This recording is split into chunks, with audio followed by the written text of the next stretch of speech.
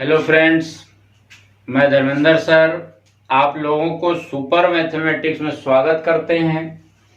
आज देखेंगे, पिछले वीडियो में हम बनाए थे नरस समीकरण के बारे में, व्यंजक प्राप्त किए थे कि नरस समीकरण का इक्वेशन कैसे प्राप्त होता है। आज देखेंगे नरस समीकरण का परिभाषा लिख देते हैं। आप देखेंगे इसको, नरस इक्वेशन इक्वेशन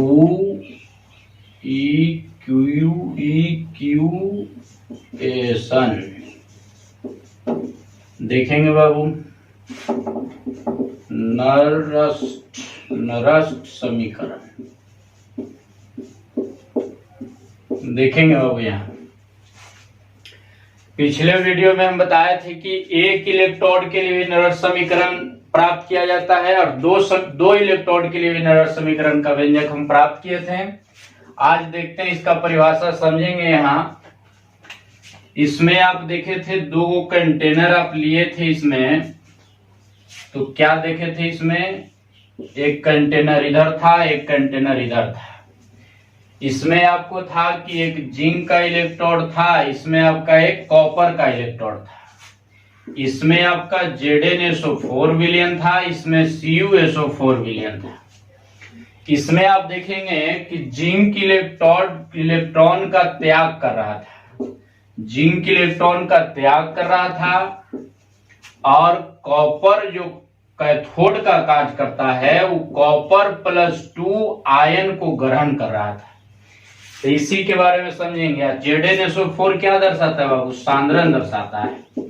CuSO4 भी आपका क्या दर्शाता है, सांद्रण दर्शाता है। और ये जो आपका है जिंक जो है एनोड और कैथोड का जो कार्य करता है, फिर से यहाँ देखेंगे, इसमें देखेंगे कि एक कंटेनर में जिंक का रड डाले थे, दूसरा कंटेनर में कॉपर का रड डाला हुआ था। इसमें Znso4 का विलयन था, इसमें CuSO4 का विलयन था। इसमें जिंक जो था से इलेक्ट्रॉन को त्याग कर रहा था, जबकि कॉपर जो था, कॉपर यानी कैथोड इलेक्ट्रोड जो था कॉपर आयन को क्या कर रहा था, ग्रहण कर रहा था। और Znso4 क्या दर्शाता है, सांद्रण। CuSO4 भी सांद्रण। तो इसमें बोले थे कि इसका सांद्रता बढ़ जाता है, इसका सांद्रता घट जाता है। इलेक्ट्रॉन त्यागने से इसका सांद्रता सब पॉजिटिव यानी बढ़ जाता है, इसका सांद्रता नेगेटिव हो जाता है, जिसके कारण घट जाता है। तो देखेंगे यहाँ नरस समीकरण किसे कहते हैं, नरस समीकरण किसे कहते हैं, तो सुनेंगे बाबू। धातु देखेंगे, जिंक भी धातु है आपका, कॉपर भी क्या है, धातु है। परिभाषा सुनेंगे कि धातु में इलेक्ट्रॉन ग्रहण करने यानी इलेक्ट्रॉन त्यागने की प्रवृत्ति होती है। धातु में इलेक्ट्रॉन त्यागने की प्रवृत्ति होती है तथा यह आयन को ग्रहण करने की प्रवृत्ति भी रखता है। जैसे जिंक धातु की बात किया जाए तो जिंक धातु इलेक्ट्रॉन को ग्रहण करता है और कॉपर धातु जो है आयन को, जिंक धातु इलेक्ट्रॉन का त्याग करता है। देखेंगे बाबू यहाँ पर जिंक धातु इलेक्ट्रॉन का त्याग करता है, जबकि कॉपर धातु आयन को क्या करता है बाबू, ग्रहण करता है। तो एक लाइन समझेंगे आप कि जिंक धातु इलेक्ट्रॉन का त्याग करता है, जबकि कॉपर धातु आयन ग्रहण करता है। तो हम ऐसे इसको लिख सकते हैं कि धातु में इलेक्ट्रॉन त्यागने की प्रवृत्ति तथा इसमें आयन ग्रहण करने की प्रवृत्ति होती है। फिर से देखेंगे बाबू, जिंक धातु है, जिंक क्या है, धातु है। कॉपर भी आपका क्या है, धातु है। तो जिंक धातु इलेक्ट्रॉन का क्या कर रहा है, त्याग कर रहा है, जबकि कॉपर धातु आयन को ग्रहण करे, क्योंकि कॉपर +2 आयन है, तो कॉपर +2 आयन को ग्रहण करता है। तो धातु में दोनों प्रवृत्ति है, इलेक्ट्रॉन त्यागने की भी प्रवृत्ति है और आयन को ग्रहण करने की भी प्रवृत्ति है। इसलिए देखिएगा बाबू, इसलिए उसका सांद्रण यानी विलयन का सांद्रण पर यह निर्भर करता है। यह जो त्याग और ग्रहण की क्रिया है जो विलयन की सांद्रण पर निर्भर करता है, इसलिए इलेक्ट्रोड मैंने कौन बाबू, एनोड और कैथोड, इसलिए इलेक्ट्रोड विभव भी सांद्रण पर निर्भर करेगा। इसी को दर्शाने के लिए नरस्त ने एक समीकरण दिया जिसे नरस्त समीकरण कहते हैं। फिर से समझेंगे इसको बाबू। फिर देखेंगे कि जिंक एक धातु है, कॉपर भी एक धातु है। जिंक इलेक्ट्रॉन का त्याग कर रहा है जबकि कॉपर धातु आयन को ग्रहण कर रहा है। तो धातु में दोनों प्रक्रिया है, दोनों क्रिया करने की क्षमता है। इलेक्ट्रॉन को चाहे तो त्यागेगा और आयन को ग्रहण करेगा। और यह जो घटना है विलयन के आयन के सांद्रण पर निर्भर करेगा, विलयन के सांद्रण पर निर्भर करेगा। इसलिए इलेक्ट्रोड यानी एनोड और कैथोड भी सांद्रण पर ही निर्भर करेगा, जिसको दर्शाने के लिए नरस्त ने एक समीकरण दिया जिसे नरस्त समीकरण कहते हैं। समझ गए बाबू? फिर से एक बार देखो, एक जिंक धातु है, एक कॉपर धातु है। जिंक धातु इलेक्ट्रॉन का त्याग करता है जबकि कॉपर धातु आयन को ग्रहण करता है। और यह प्रवृत्ति यानी त्याग और ग्रहण करने की प्रवृत्ति विलयन के आयनों के सांद्रण पर निर्भर करता है। इसलिए इलेक्ट्रोड विभव भी सांद्रण पर निर्भर करेगा, जिसे दर्शाने के लिए नरस्त ने एक समीकरण दिया जिसे नरस्त समीकरण कहते हैं। तो देखो बाबू, जिंक एक धातु है, फिर से समझो इसको, परिभाषा समझेंगे। नरस्त समीकरण कहेगा कि नरस्त समीकरण क्या है, किसे कहते हैं। नरस्त समीकरण का वर्णन करें तो हम ये लिखेंगे कि समझेंगे यहाँ कि देखेंगे यहाँ जिंक एक धातु है, कॉपर भी एक धातु है। तो जिंक इलेक्ट्रॉन का त्याग करता है जबकि कॉपर धातु आयन को ग्रहण करता है। यानी कहने का मतलब कि धातु में इलेक्ट्रॉन त्यागने और आयन को ग्रहण करने की प्रवृत्ति होती है जो विलयन की सांद्रण पर निर्भर करता है। जैसे ZnSO4 विलयन तो इलेक्ट्रॉन का क्या करेगा, त्याग करेगा। CuSO4 में तो कॉपर क्या करेगा, आयन को ग्रहण करेगा CuSO4 से। तो इसलिए जिंक एक धातु, कॉपर एक धातु, जिंक इलेक्ट्रॉन का त्याग करेगा जबकि कॉपर धातु आयन को ग्रहण करेगा। तो यह प्रवृत्ति, यह घटना विलयन के आयनों के सांद्रण पर निर्भर करेगा। इसलिए इलेक्ट्रोड विभव भी सांद्रण पर निर्भर करेगा। तो उसे दर्शाने के लिए नरस्त ने एक समीकरण दिया जिसे नरस्त समीकरण कहते हैं। इसी बात को लिखते हैं बाबू, देखेंगे यहाँ देखो परिभाषा लिख रहे हैं बाबू कि धातु में इलेक्ट्रॉन त्यागने और आयन को ग्रहण करने की प्रवृत्ति होती है जो विलयन की सांद्रता पर निर्भर करता है। इसलिए इलेक्ट्रोड विभव भी सांद्रण पर निर्भर करेगा, जिसे दर्शाने के लिए नरस्त ने एक समीकरण दिया जिसे नरस्त समीकरण कहते हैं। चलो परिभाषा देखो नरस्त समीकरण का, लिखेंगे कि धातु में इलेक्ट्रॉन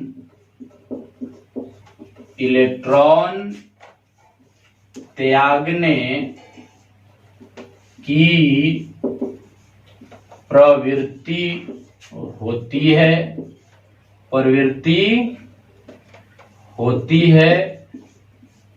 एवं देखेंगे बाबू, धातु में इलेक्ट्रॉन त्यागने की प्रवृत्ति होती है एवं इसमें आयनों को ग्रहण करने की प्रवृत्ति एवं देखेंगे बाबू, धातु में इलेक्ट्रॉन त्यागने की प्रवृत्ति होती है एवं इसमें आयनों के ग्रहण करने की प्रवृत्ति विलयन के सांद्रण विलयन के सांद्रण पर निर्भर करता है। विलयन के सांद्रण पर निर्भर करता है। अतः इसलिए लिख देते हैं बाबू, इसलिए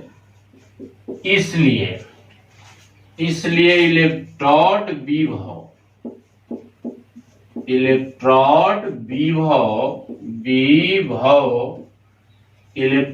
विभव भी सांद्रण पर निर्भर करेगा। देखेंगे बाबू, धातु में इलेक्ट्रॉन त्यागने की प्रवृत्ति होती है एवं इसमें आयन को ग्रहण करने की प्रवृत्ति विलयन के सांद्रण पर निर्भर करता है। इसलिए इलेक्ट्रोड विभव भी सांद्रण पर निर्भर करेगा, जिसे दर्शाने के लिए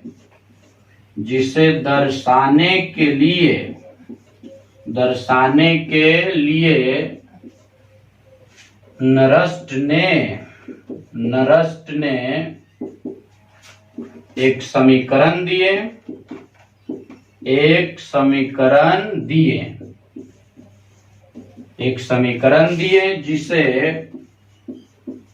जिसे नरनस्ट समीकरण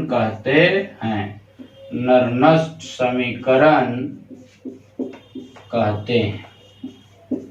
देखेंगे बाबू, ये आपका हो गया नरस्ट समीकरण का परिभाषा। देखेंगे यहाँ क्या लिखे कि धातु में इलेक्ट्रॉन त्यागने की प्रवृत्ति होती है तथा इसमें आयन को ग्रहण करने की प्रवृत्ति, यानी दोनों त्यागने और ग्रहण करने की प्रवृत्ति दोनों विलयन के, यहाँ पर लिख दो, दोनों विलयन के सांद्रण पर निर्भर करता है। इसलिए इलेक्ट्रोड विभव भी सांद्रण पर निर्भर करेगा, जिसे दर्शाने के लिए नरस्त ने एक समीकरण दिए जिसे नरस्त समीकरण कहते हैं। इसको उतारे बाबू, तो आगे बढ़ते हैं। तो बाबू हो गया ही, या आप इसको शॉर्ट में भी परिभाषा लिख सकते हैं। देखेंगे बाबू, या में आप ऐसे लिख सकते हैं इसको। या में देखेंगे क्या लिखेंगे बाबू कि 1889 ईस्वी में वाल्टर नरस्ट 1889 ईस्वी में वाल्टर नरस्ट ने विद्युत वाहक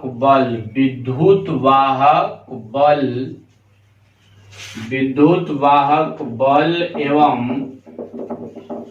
मूलर सांद्रण के बीच एक समीकरण दिए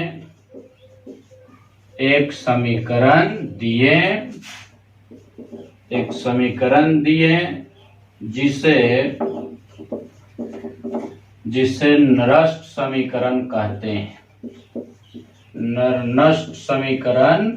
हैं। चलो बाबू, ऐसे भी आप शॉर्ट में लिखेंगे। देखेंगे क्या बाबू, 1889 ईस्वी में वाल्टर नरस्ट नामक वैज्ञानिक ने विद्युत वाहक बल एवं मूलर सांद्रण के बीच एक समीकरण दिए जिसे नरनस्ट समीकरण कहते हैं। अब यहां से परिभाषा आपका हो गया। अब देखेंगे आप, इसको उतार ले बाबू कि 1889 में वाल्टर नरस्ट ने विद्युत वाहक बल और मूलर सांद्रण के बीच एक समीकरण दिए जिसे नरस्ट समीकरण कहते हैं। अब देखेंगे यहाँ, हम पिछले वीडियो में सिद्ध किए हैं इसको एक इलेक्ट्रोड के लिए और 2 इलेक्ट्रोड के लिए नरस्ट समीकरण। अर्थात देखेंगे बाबू, पहला हम किए थे जब इलेक्ट्रोड एक हो, जब इलेक्ट्रोड क्या हो बाबू, एक हो, तो उसके लिए बोले थे कि ई सेल बराबर ई नॉट सेल माइनस 0.0591 बटे n लॉग 1 बटे m प्लस n एक क्यू का सांद्रण। मान लिया जाए कि जब इलेक्ट्रोड ए को होगा, मान लो कि कॉपर इलेक्ट्रोड होगा तो कॉपर होगा यहाँ।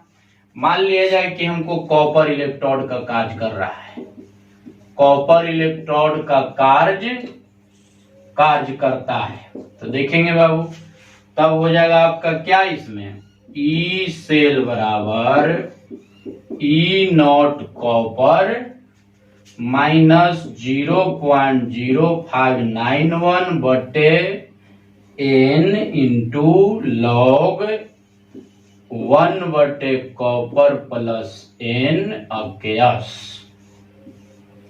प्लस 2 अकेयस। तो देखेंगे एन के जगह पर आप क्या लिखेंगे, ग्रहण इलेक्ट्रॉन 2 भी लिख सकते हैं।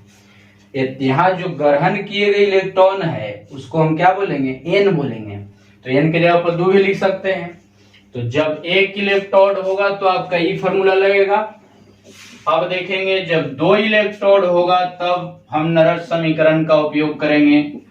तो ई सेल बराबर हो जाएगा ई नॉट सेल माइनस 0.0591 बटे एन लॉग ए नोड पर स्थित धातु, तो कौन बाबू, जिंक आपका ये नोड है, तो एक क्यू हो गया। अब बटे आपका कॉपर हो गया कैथोड पर, वो हो गया नीचे। ई आपका 2 इक्वेशन आपको लिखे थे और सिद्ध भी किए थे, पिछले वीडियो में आप देखेंगे। नरनस्ट समीकरण में का व्यंजक हम प्राप्त किए थे एक इलेक्ट्रोड के लिए और 2 इलेक्ट्रोड के लिए। इसमें था कि M प्लस एम जो धातु था वो एक इलेक्ट्रोड का कार्य कर रहा था, इसमें जिंक के नोड का कार्य कर रहा था और कैथोड कॉपर कैथोड का कार्य कर रहा था। तो इसमें आया था हमको निष्कर्ष ही निकला था कि Zn प्लस 2 यानी एनोड का सांद्रण बटे कैथोड पर स्थिर धातु का सांद्रण। तो ये आप उतार लेंगे, नरस समीकरण का सूत्र है, जब एक इलेक्ट्रोड रहेगा तो इसका उपयोग करेंगे, जब 2 इलेक्ट्रोड रहेगा तो इसका उपयोग करेंगे। अब एक बात समझेंगे इसमें थोड़ा सा नोट में कि ई सेल का जो मान है, ई सेल कॉपर प्लस 2 एवं Zn प्लस 2 के सांद्रण पर निर्भर करता है, सांद्रण पर निर्भर करता है।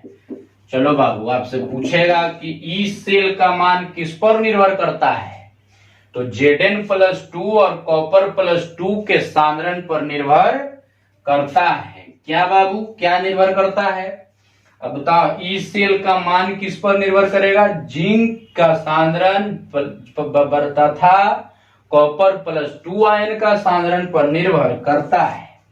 यदि कॉपर प्लस 2 आयन के सांद्रण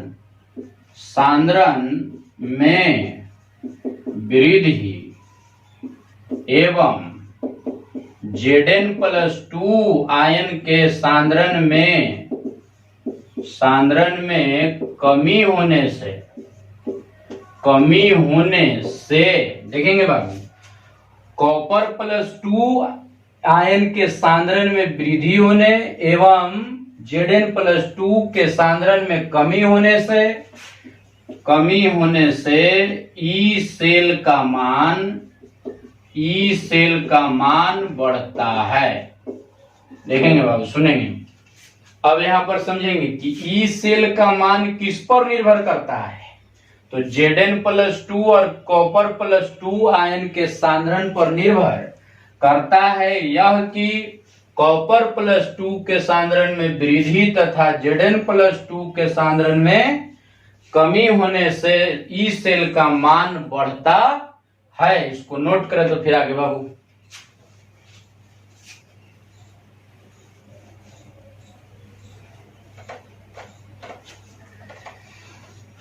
चलो बाबू, हो गया। क्या बोले देखेंगे यहाँ कि एक इलेक्ट्रोड के लिए नरस समीकरण ये है, 2 इलेक्ट्रोड के लिए नरस समीकरण इसका उपयोग करेंगे आप। अब इसमें आप ध्यान देंगे कि जिंक के नोड पर है तो एनोड वाला को ऊपर है, कॉपर कैथोड पर तो कैथोड वाला को नीचे।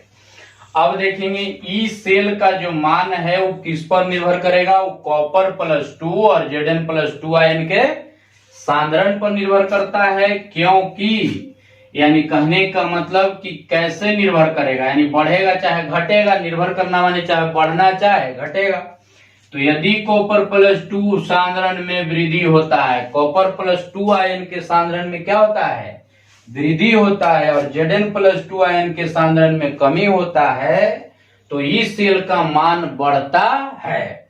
देखा, इसमें अगर वृद्धि हो जाए बाबू, इसमें अगर कमी हो जाए, तो इसका मान में क्या होगा, वृद्धि होगा। ध्यान रखेंगे आप, इसके मान में वृद्धि और इसके मान में कमी हो तो इस सेल का मान बढ़ेगा, यानी वृद्धि करेगा। अगर उल्टा हो जाए कि इसका मान बढ़ जाए इसका मान घट जाए, तो इस सेल का मान घटेगा। दिक्कत। अब यहां देखते हैं बाबू, लॉग के बारे में थोड़ा सा देखेंगे तो हमको न्यूमेरिकल बनाने में आसान होगा। देखेंगे लॉगरिथम बाबू नरस समीकरण के बारे में हम देखें कि 1 इलेक्ट्रोड के लिए और 2 इलेक्ट्रोड के लिए नरस समीकरण फिर से सुन लेंगे बाबू कि नरस समीकरण किसे कहते हैं, वर्णन करें तो क्या लिखेंगे कि धातु में इलेक्ट्रॉन त्यागने की प्रवृत्ति एवं इसमें आयन ग्रहण करने की प्रवृत्ति होती है। फिर से सुनो बाबू कि क्या बाबू कि इस धातु में इलेक्ट्रॉन त्यागने की प्रवृत्ति एवं इसमें आयन ग्रहण करने की प्रवृत्ति विलयन के आयन के सांद्रण पर निर्भर करता है। इसलिए इलेक्ट्रोड विभव भी सांद्रण पर निर्भर करेगा, जिसे दर्शाने के लिए नरस ने एक समीकरण दिया जिसे नरस समीकरण कहते हैं। 1 इलेक्ट्रोड के लिए नरस समीकरण और 2 इलेक्ट्रोड के लिए नरस समीकरण। इसमें हम बताएं कि अगर कॉपर +2 आयन का सांद्रण बढ़ता है और Zn+2 आयन का सांद्रण घटता है तो ई सेल का मान बढ़ेगा। क्या होगा बाबू, बढ़ेगा। अब हम पढ़ते हैं लॉगरिथम के बारे में। लॉग के बारे में आप देखेंगे, आपको याद होगा कि लॉग अगर m × n है यानी गुना में है तो इसको हम जोड़ में लिखते हैं। लॉग अगर m और n कुछ में बाबू गुना में तो इसको लिखेंगे जोड़ में, log m + log n। दिक्कत, log m और n कुछ में गुना में है तो इसको क्या में लिखेंगे, हम जोड़ में लिखेंगे। अब देखेंगे log m/n है तो इसको हम भागा में है तो कुछ में लिखेंगे बाबू घटाव में, m log n। देखेंगे यहाँ अंश वाला को पहले लिखेंगे, हर वाला को बाद में लिखेंगे। तीसरा देखेंगे बाबू log अगर m के पावर n है तो पावर आपका बाहर हो जाएगा और log m लिखेंगे आप। ये 3 गो फॉर्मूला मस्त है, इसको आप याद रखेंगे और आपको तीनों यूज होगा न्यूमेरिकल बनाने में, मान हल करने में। लॉग का मान जब निकालेंगे तो इसका मान, इसका फॉर्मूला हमको चाहिए कि log m और n गुना में तो जोड़ में होगा। अगर log m/n है तो कुछ में होगा बाबू, भागा में है तो घटाव में होगा, और पावर के रूप में है तो पावर आपका बाहर हो जाएगा। इसलिए देखेंगे, इसको देखेंगे बाबू, यहां समझेंगे। यहां log, इसको लिख देते हैं log mn यानी गुना में तो जोड़ में जाएगा log m + log n। चलो बाबू, दूसरा आपका हो गया log m/n यानी log m - log n। तीसरा देखेंगे बाबू log m log m के पावर n, तो इसको आप लिखेंगे n × log m। चलो बाबू देखेंगे, यहाँ देखेंगे आप याद रखेंगे log 1 का मान 0.0 यानी 0 बाबू। log 2 का मान याद रखेंगे 0.30। log 3 का मान याद रखेंगे 0.48 और log 4 लिख दो log 5 लिख दो बाबू, log 6 लिख दो, log 7 लिख दो। 7 का मान याद रखेंगे 0.84 और log 8 का मान बाबू, उसके बाद log 9 और log 10। log 10 का मान तो जानते होंगे 1 होता है बाबू। अब देखेंगे यहाँ 3 को आपको याद रखना है, 2 का, 3 का और 7 का। देखेंगे यहाँ log 2 का मान 0.30, 3 का मान 0.48, फिर यहाँ याद करना है log 7 के मान 0.84। अब इसको आप ऐसे कर देंगे, देखेंगे बाबू हमको निकालना है log 4 के मान। तो देखेंगे यहाँ log 4, तो इसको हम लिख सकते हैं log 2 के पावर 2। log 2 के पावर 2 के मतलब log 4 है ही। अब इसको पावर आप बाहर कर लेंगे m के पावर n वाला फॉर्मूला पर, तो 2 बाहर log 2। अब देखेंगे बाबू 2 गुना आपका हो गया log 2 का मान यहाँ देखेंगे कितना, log 2 का मान यहाँ कितना बाबू 0.30, तो बता 3 दूनी 6 यानी 0.60। तो यहाँ आप लिख देंगे 0.60 log 4 का मान। देखो 4 को लिखे 2 के पावर 2, तो log mn का फॉर्मूला क्या होता है कि n बाहर यानी पावर को बाहर है और log 2 को रहने दिया। log 2 का मान 0.30 है, इसको गुना कर दिए तो हमको मिल गया 0.60। ठीक, उसके बाद देखते हैं log 5 के बाबू। log 5 के निकालेंगे तो क्या निकालेंगे, देखेंगे log 5। तो log 5 को आप लिख सकते हैं log 10/2, log 10/2। तो log 10/2 करेंगे तो 2 बचे 10 यानी 5 है। अभी हम इतना के जगह पे इतना लिख सकते हैं ना log 10/2। तो देखेंगे बाबू ये आपका भागा हो गया यानी m/n फॉर्मूला पर जाएगा, log m/n। तो m/n का नियम क्या है बाबू कि log आपका है m/n बराबर होता है log m घटाओ log n। तो देखेंगे यहाँ तो log यानी अंश को आपको पहले लिखना है, तो अंश कौन है 10, तो log 10 घटाओ log 2, log 10 घटाओ log 2। log 10 के मान आपको कितना बाबू 1 घटाओ log 2 के मान बोलेंगे 0.30 यानी इकरा में से घटेगा बाबू, तो हो जाएगा कितना आपका 0, 10 में से 3 जाएगा 7, 0.70। चलो log 5 का मान निकल गया 0.70। देखेंगे यहाँ log 5 का मान निकाल रहे हैं तो log 10/2 लिख सकते हैं। तो फॉर्मूला हम जानते हैं कि log m/n बराबर log m minus log n यानी अंश घटाओ हर। तो अंश में कितना है 10, तो log 10 घटाओ log 2, तो log 10 का मान 1 और log 2 का मान आपको यहाँ है 0.30। दिक्कत एक में से घटाऊं तो कितना है 0.70, आपका log 5 का मान निकल गया। अब देखेंगे बाबू आगे देखेंगे हम निकालेंगे log 6 का मान। log 6 का मान निकालते हैं तो देखेंगे बाबू log 6 का मान निकालने के लिए हम इसको क्या कर सकते हैं, ऐसे लिख सकते हैं log 2 गुने 3, log 2 मल्टीपल 3 यानी 3 दूनी 6। तो जानते हैं बाबू हम जानते हैं फॉर्मूला कि log mn यानी mn गुना में हो तो जोड़ में जाएगा log m plus log n। देखेंगे यहाँ log 6 को हम लिख सकते हैं log 2 गुने 3, तो log mn तो m प्लस log n यानी गुना में रहे तो जोड़ में या भागा में रहे तो घटाव में। तो देखेंगे बाबू log 2 प्लस log 3।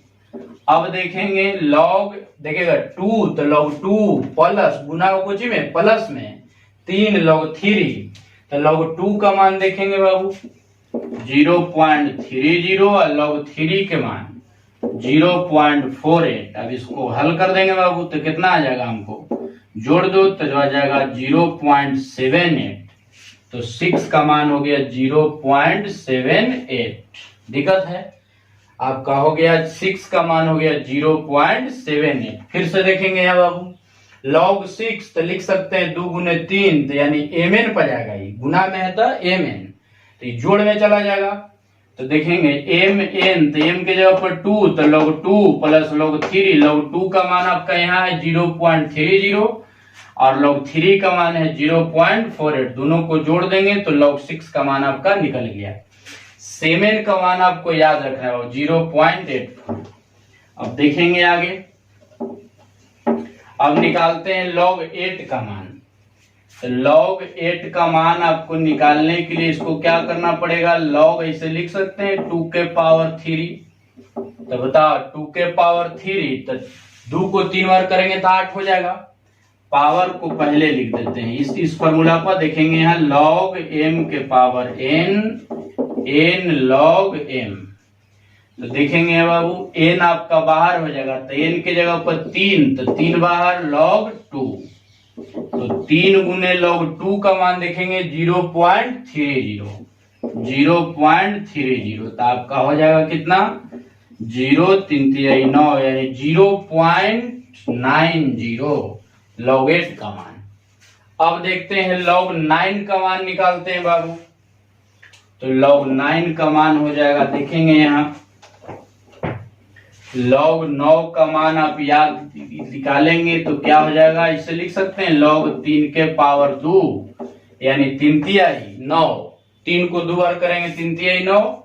फिर आप वही फॉर्मूला पर चलेंगे log m के पावर n, तो n बाहर log m, ये आपका फॉर्मूला है। तो n के जगह पर 2 तो 2 बाहर log 3, इसलिए 2 गुने log 3 का मान देखेंगे बाबू 0.48।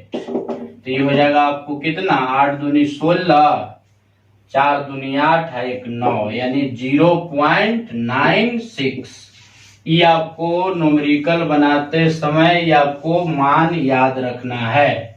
आप देखें के वो के याद रखेंगे 3 वो के, log 2 का मान, log 3 का मान और log 7 का मान। बाकी आपको हल करके मिल जाएगा, हल करने से निकल जाएगा, तो उस तरह से निकाल सकते हैं, दोनों तो याद कर ले आप। इसके बाद हम देखते हैं, मान लिया जाए कि हमको छोटा सा देखेंगे शॉर्ट में log का मान कैसे निकालेंगे देखेंगे। मान लिया जाए कि log हमको है 4.62 का मान चाहिए, log 4.62 का मान चाहिए। तो देखेंगे बाबू log आप देखेंगे 4 का मान आपको दिया हुआ होगा, तो log 4 का मान लिख देंगे 60 प्लस कर देंगे। देखेंगे log 4 का मान आपको दिया हुआ है कितना 0.60। अब देखेंगे कि दशमलव के जो बाद जो अंक है से 62 किसके किसके बीच में है, किसके बीच में है, देखेंगे 6 और 2 किसके बीच में है, तो 60 और 70 के बीच में है, 60 और 70 के बीच में। तो देखेंगे बाबू log 4 बराबर कितना है 60 और log 5 का मान कितना बाबू 0.70। चला देखा इसके बीच में 62 आ जाएगा, यानी 60 और 70 के बीच में हमको 62 मिल जाएगा ना।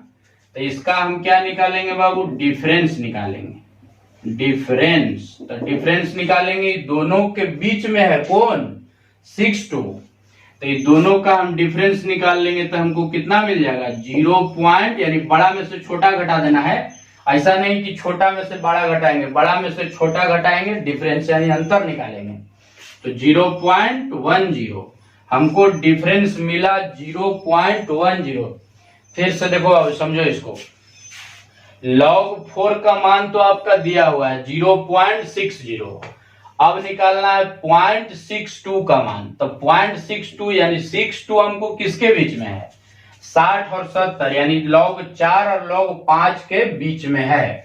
तो दोनों के मान का अंतर निकाल लेंगे और इतना से आप गुना कर देंगे 0.62 बटे गुना कर दिए इसको, तो गुना करो बाबू तो कितना हो जाएगा ये 620.0 आपका 0.0620 मिल गया। तो यहाँ आप लिख देंगे 0.062 हो गया। समझ में आया? log 4 का मान आप लिख देंगे कितना है 0.60। उसके बाद देखेंगे कि 62 जो है किसके बीच में है, तो 60 और 70 के बीच में, यानी log 4 और log 5 के बीच में है। दोनों का आप डिफरेंस निकाल लेंगे। डिफरेंस मीन्स दोनों बड़ा में से छोटा को घटा लेंगे और घटाने के बाद इसको से गुना कर देंगे, जो आएगा सो उतना जोड़ देंगे। तो हमको क्या मिल जाएगा बाबू 0.662 आंसर आपका। ये आपका हो गया log 4.62 का मान। उसी तरीका से देखेंगे एक आध और समझे बाबू, एक आध और समझे लॉग में कैसे आप जल्दी निकालेंगे देखेंगे। यहाँ मान लिया जाए कि हमको log 5 हमको कितना है 7, यानी 5 पॉइंट मान लिया जाए कि हमको है कितना बाबू 5 पॉइंट है 59। तो मान ज्ञात करें, है ना, तो मान ज्ञात करें। तो देखेंगे यहाँ log 5 का मान तो आपको पता है किधर है 0.7। चलो बाबू 0.70 हम लिख लिए log 5 का मान। अब देखेंगे 59 किसके बीच में है, तो 59 यानी 59 आपका बीच में है 60 और 70 के बीच में। यानी हमको कहने का मतलब कि log 4 और log 5 के बीच में है। तो log 4 का मान बोलो बाबू 0.60 और 0.70, दोनों का डिफरेंस करेंगे। जिसके बीच में ही रहेगा उसके मान का डिफरेंस यानी अंतर निकालेंगे तो हमको कितना मिल जाएगा 0.10, और इस डिफरेंस से इसमें गुना कर देंगे तो हमको मिल जाएगा 0.59, यानी मिला 0.0590, ये नहीं मिलेगा 0.0590। तो इसको लिख देंगे बाबू जोड़ 0.0590। चलो 3 अंक तक लेते हैं, 0 लास्ट में अब देखेंगे बाबू। इसको जोड़ देंगे अब तो 0.759 आपका आंसर हो गया, यानी इतना का मान इतना होता है। इसलिए देखेंगे समझ में आया log 4, तो log 4 का मान लिख दिए 0.60। फिर देखेंगे कि 62 किसके बीच में है, तो 60 और 70, यानी 60 और 70 के बीच में है। तो log 4 और log 5 के मान का अंतर में इतना से गुना करके लिख देंगे, यहाँ जोड़ देंगे, हमको मिल जाएगा। उसी प्रकार से बाबू आप log का मान निकाल सकते हैं। तो देखेंगे बाबू, मान लिया जाए कि आपको दे दिया कि log 6.38 का मान ज्ञात करें। आसानी से निकाल सकते हैं हम। log 6.38 का मान ज्ञात करें तो log 6 का मान बोलो बाबू कितना है, log 6 का मान कितना 0.78 प्लस कर दो, ठीक। और 38 किसके बीच में है, 38 आपका बीच में है 30 और 48 के बीच में, यानी हमको लगेगा इसमें log 2 और log 3 के बीच में है। तो log 2 के मान लिखो बाबू 0.30 और log 3 का मान 0.08, दोनों का डिफरेंस कर लेंगे तो कितना मिल जाएगा हमको 48 में से 30 यानी 0.18 गुने। अब इससे आप गुना कर देंगे तो 38 से गुना कर देंगे बाबू, तो कितना मिल जाएगा हमको देखेंगे यहाँ कितना बाबू 88 64 के 4 8 6 14 हो गया, 38 24 के 4 3 2 5 आपका हो गया 4 4 4 8 5 1 6। समझेंगे बाबू 88 64 के 4 8 6 14 38 24 के 4 3 2 5। अब आपका 4 अंक के बाद दशमलव है रख दिए, आपको इतना मिला तो इतना जोड़ देंगे बाबू 0.0684 जोड़ देंगे तो कितना मिल जाएगा हमको बाबू 4 4 8 मिल जाएगा, और 8 6 14 के 4 और 7 और 1 8, आपका इतना आंसर हो गया। तो इस तरह से आप बना लेंगे बाबू, लॉग का मान निकाल लेंगे। पहले आप इसको टेबल को याद कर लेंगे, उसके बाद लॉग का मान निकाल लेंगे। उसके बाद हम अगले वीडियो में मिलते हैं जो निरस्त समीकरण से संबंधित न्यूमेरिकल रहेगा।